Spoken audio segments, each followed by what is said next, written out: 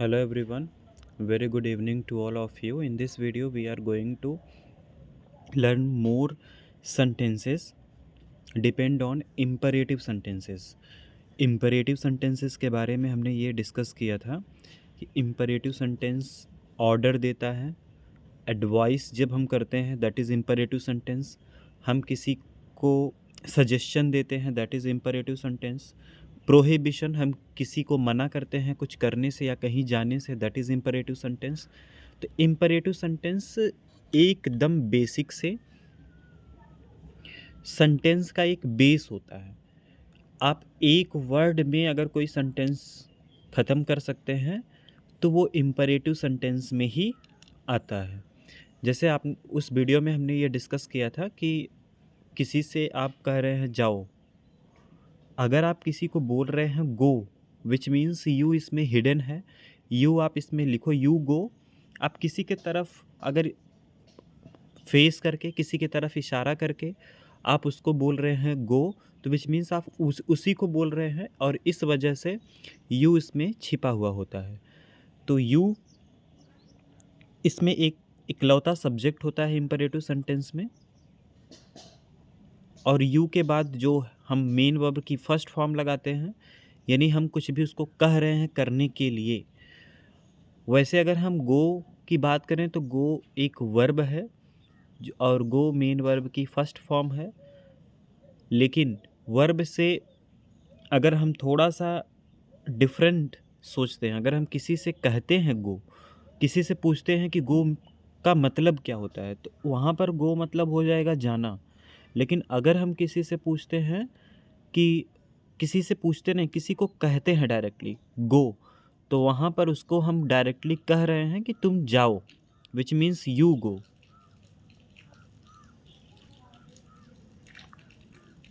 कुछ और सेंटेंसेस हैं, मैंने बताया था आपको कि किस तरीके से हम सेंटेंस में ऑब्जेक्ट ढूंढते हैं। तो सबसे पहले हम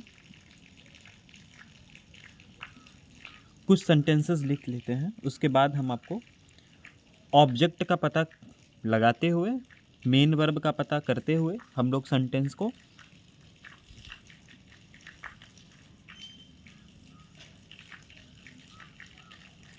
आगे की तरफ ले चलते हैं। जैसे एक सेंटेंस है टेबल साफ कर दो।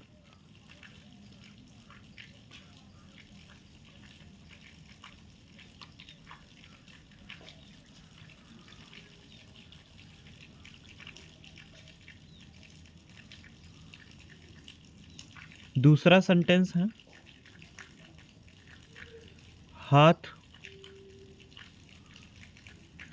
पोंछ लो। तीसरा सेंटेंस है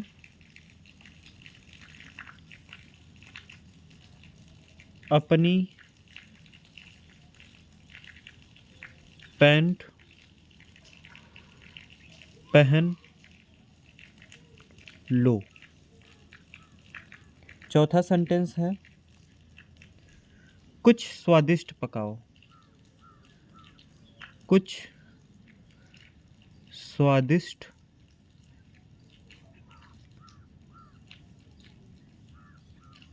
पकाओ। पांचवा सेंटेंस है तैयार हो जाओ। आप किसी से बोलते ना तैयार हो जाओ।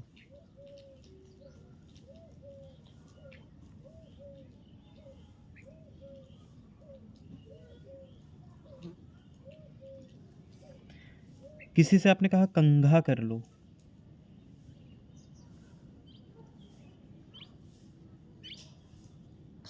ये 6 नंबर का सेंटेंस है। 7th नंबर में अगर आपने किसी से कहा मेरा नाश्ता परोस दो,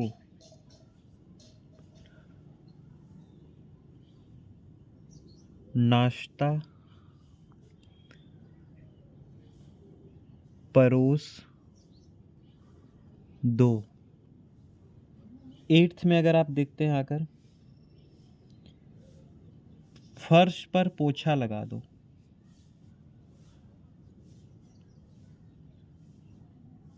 पोछा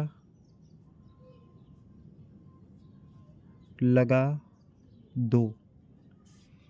9th नंबर में अगर आप आके देखते हैं, खड़े हो जाओ। 10th नंबर में आप सब कुछ तैयार कर लो।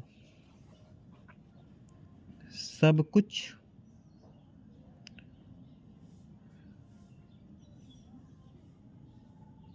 तैयार कर लो। 11th नंबर में आप आइए देखिए, बालों की चोटी कर लो।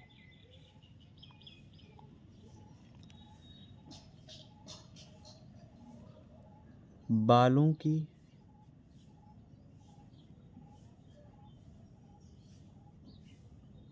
चोटी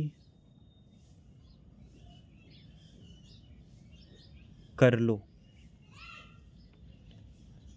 बस पर सवार हो जाओ। बस पर सवार हो जाओ।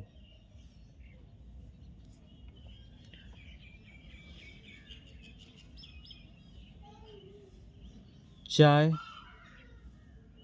छान लो, which means 13th number. 14th number में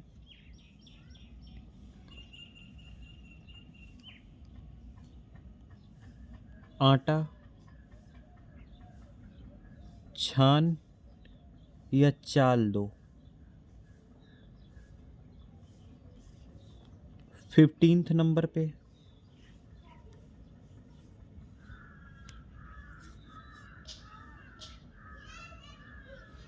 एक सेंटेंस 15th नंबर का थोड़ा सा बड़ा होगा लेकिन बहुत इजी है।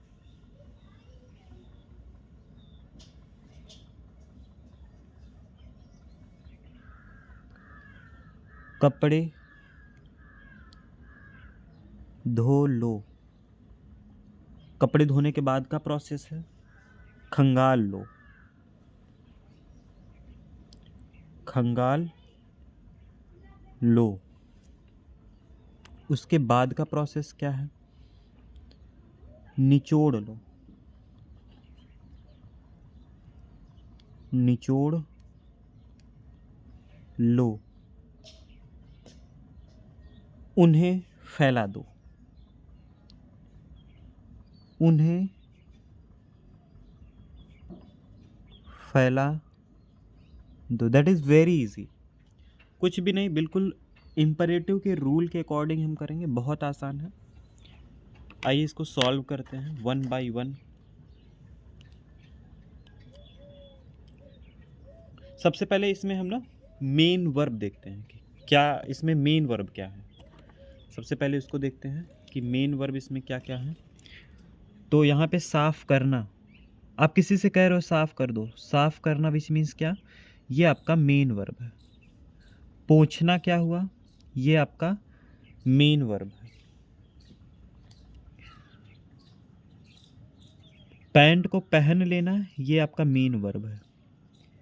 मेन वर्ब विच मीन जो मेन एक्शन को बताता हो। जैसे आप जब टेबल और एक कपड़े लेकर खड़े हैं, which means you are not doing your main verb. जब आप कपड़े से टेबल को पोंछना स्टार्ट करते हैं, तब आप मेन वर्ब में कुछ काम कर रहे हैं। जब आप दिखे पोंछते हुए, जब कोई आपको दिख रहा है, दैट इज मेन वर्ब। कुछ स्वादिष्ट, लेकिन यहाँ पे पकाना मेन वर्ब है। तैयार होना ही, विच मीन्स तैयार होना, ये आपका मेन वर्ब है। कंघा करना, ये सारा का सारा मेन वर्ब है, कुछ करने की ही बात बोला जा रहा है। नाश्ता को क्या कर दो, परोस दो। जब भी आप ना ऑब्जेक्ट को लेकर क्वेश्चन करोगे कि करना क्या है, तो आपका मेन वर्ब समझ में आ जाएगा। फर्श पर पोछा लगा दो। लगाना क्या है, पोछा, और पोछा लगाने को मॉप बोलते हैं इंग्लिश में, लेकिन हम यहाँ पे मेन वर्ब अभी खोज रहे हैं। खड़े हो जाओ, तो खड़े होना, ये सब आपस में मिलकर मेन वर्ब बनते हैं। तैयार कर लो, ये आपका मेन वर्ब यहाँ पे है। बालों की चोटी कर लो, तो चोटी करना ही आपका मेन वर्ब है, जो आप एक्चुअली मेन एक्शन कर रहे हैं। सवार होना यहाँ पर बस में, ये बस पर मेन वर्ब नहीं है, क्योंकि बस पर अगर आप बोल रहे हैं तो इसमें कोई काम नहीं हो रहा है। चाय को छान लेना मेन वर्ब है। आटा को चाल या छान दो, ये मेन वर्ब है। आटा नहीं मेन वर्ब है, कोई भी वर्ब का काम आटा नहीं कर रहा है, बल्कि छान और चाल दो ये आपका मेन वर्ब है। यहाँ पे देखो मेन वर्ब कई सारे हैं, कपड़ा वही है, धो लेना, खंगाल लेना, फैला देना, निचोड़ देना, ये सारे के सारे जितना भी मैंने अंडरलाइन किया है ये आपके मेन वर्ब हैं। इसमें ज़रा हम इसको इंग्लिश में ट्रांसलेट करके देखते हैं किस तरीके से ये ट्रांसलेट होते हैं। मैंने आपको क्या स्ट्रक्चर में बताया था, सबसे पहले एक छोटा सा स्ट्रक्चर आप देखेंगे यहाँ पर। सब्जेक्ट यू इसमें जो होता है ये तो हिडन होता है, प्लस यहाँ पे मेन वर्ब की फर्स्ट फॉर्म, प्लस आपका ऑब्जेक्ट आता है, एंड प्लस आपका रीमेन आता है। अब एक बात, प्लस फुल स्टॉप। अब एक बात ये समझिए कि इसमें सब्जेक्ट तो हिडन है, यानी सब्जेक्ट की हम बात ही नहीं कर रहे इसमें। मैंने कहीं पर भी तुम नहीं लिखा है यहाँ पर। मेन वर्ब की फर्स्ट फॉर्म मैंने अंडरलाइन करके आपको पहचानना भी सिखा दिया कि मेन वर्ब की फर्स्ट फॉर्म कहाँ कहाँ हो सकती है। उसके बाद ऑब्जेक्ट का पता कैसे करेंगे? सब्जेक्ट का पता सेंटेंस में वो वर्ब को करने वाला कौन है, इस तरीके से सब्जेक्ट का पता, या हम किसके बारे में बात कर रहे हैं, इस तरीके से हम सब्जेक्ट का पता कर सकते हैं एक सेंटेंस से। लेकिन ऑब्जेक्ट का पता मतलब कैसे करेंगे? ऑब्जेक्ट का पता हम ऐसे करेंगे कि सब्जेक्ट और वर्ब को दोनों को क्वेश्चन कर लेंगे। मतलब जैसे तुम किसको साफ करोगे, किस चीज़ को साफ करोगे? टेबल को। क्या तुम्हें पोंछना है?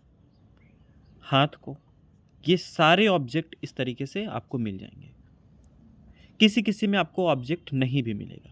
तो ए 1 बाय 1 करके 15 सेंटेंसेस को हम ट्रांसलेट करते हैं। तो मैंने इसमें बताया सबसे पहले आपका वर्ब आता है, उसके बाद आपका ऑब्जेक्ट आता है। यू इसमें हिडन है क्योंकि मैंने यहाँ पर तुम की कहीं पर भी लिखा नहीं है। साफ करने का क्या होता है? क्लीन। मेन वर्ब की first form clean. Clean the table. हाथ पोंछ लो, पोंछने का होता है वाइप। Wipe your hand.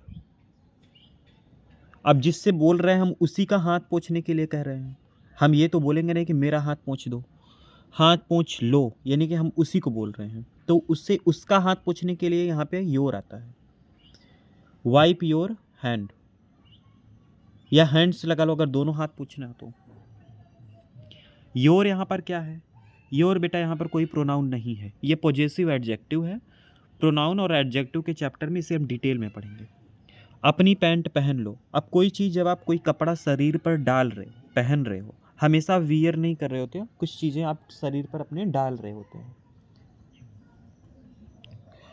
तो यहाँ पे हम पुट ऑन का यूज़ करते हैं। एक ये फ्रेजल वर्ब है जिसका हम यूज़ करते हैं put on. Put on your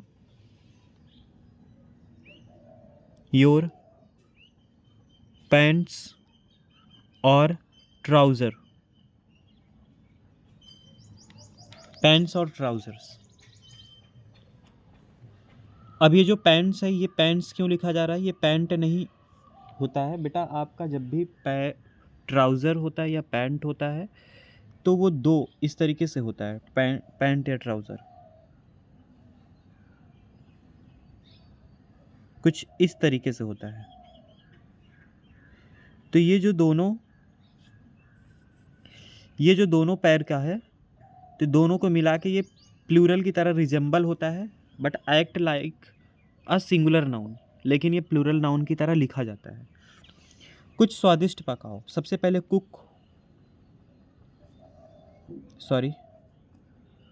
cook something something delicious. कुछ की यहाँ पे इंग्लिश क्या पकाना है, कुछ पकाना है। कैसा पकाना है, डिलीशियस पकाना है। तो डिलीशियस क्या है, कुछ ऐसा पकाओ जो स्वादिष्ट हो। तैयार हो जाओ, गेट रेडी।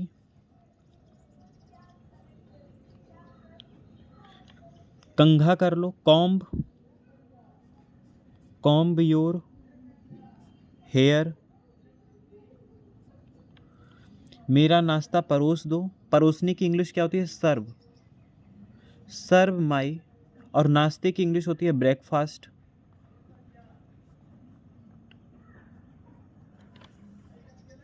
फर्श पर पोछा लगा दो, मॉप द फ्लोर। अब एक बात, मैंने बोला था wipe your hand and comb your hair, mop the floor, इसमें क्या डिफरेंस है? अब वो फर्श तो उसका नहीं है, हो सकता है हम एक ही घर के हों और एक ही घर में हम किसी दूसरे फैमिली मेम्बर से बोल रहे हो या दूसरा फैमिली मेम्बर हमसे बोल रहा हो कि फ़र्श पे पोछा लगा दो। वो फ़र्श नोन है हम दोनों के, हम दोनों उस फ़र्श के बारे में जानते हैं। आर्टिकल द डेफिनिट लगा, इसे हम आर्टिकल के चैप्टर में बहुत डीप से पढ़ेंगे। लेकिन हाथ धुलने के लिए जिसे कहेंगे, उससे वो हाथ ऐसा नहीं होगा कि वो पूरे घर वालों का हाथ होगा।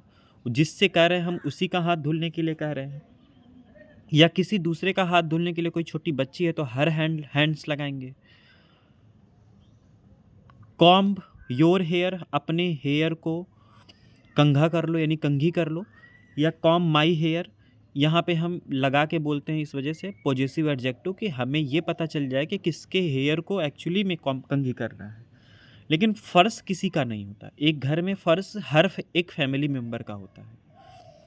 खड़े हो जाओ, स्टैंड अप। सब कुछ तैयार कर लो, गेट। देखो तैयार होने का मैंने क्या बताया था, गेट रेडी। गेट सब कुछ तैयार करना, एवरीथिंग रेडी, एवरीथिंग रेडी। बालों की चोटी कर लो, बालों की चोटी कर लो। Plate your hair. बस पर सवार हो जाओ। बस पर सवार हो जाओ का मतलब क्या? सवार होने की इंग्लिश होती है बोर्ड द बस। अब वो देखो, बस तो किसी का है नहीं कि बोर्ड योर बस, अपनी बस में सवार हो जाओ।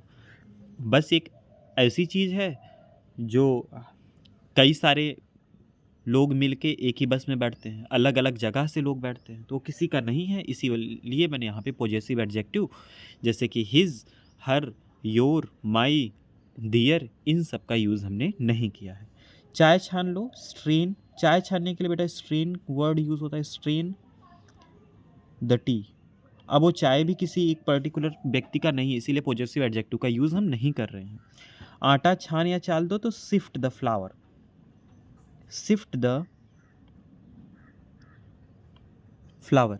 अब सिफ्ट नॉट फ्लावर एक्चुअली, एक मिनट, प्रोनाउंसिएशन सेम है बट स्पेलिंग इज डिफरेंट। ये फ्लावर की स्पेलिंग है, that is a flower, sift the flour, correct pronunciation is flour. कपड़े धो लो, सबसे पहले क्या लिखोगे यहाँ पे, वॉश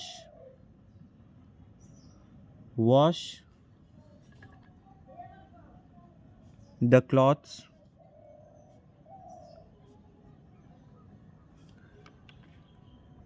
खंगाल लो, खंगालने का होता है रिंस देम, यानी उन्हें खंगालो। इस पूरे कपड़े के लिए मैंने देम लगा दिया प्रोनाउन, उन्हें खंगाल लो। फिर क्या करो, निचोड़ लो, रिंग देम। चलो रिंस की स्पेलिंग यहाँ पे ई भी होती है, ring them.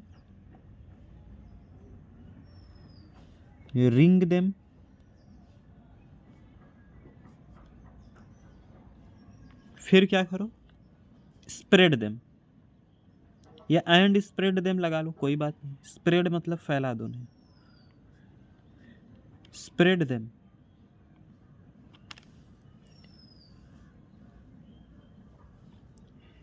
These are the some sentences that you may practice and try to speak with your friends, with your classmates. Definitely you will see there will be an improvement in your spoken English or in your speaking English, and you will be definitely fluent in English. Thank you very much. Like this video and subscribe my channel.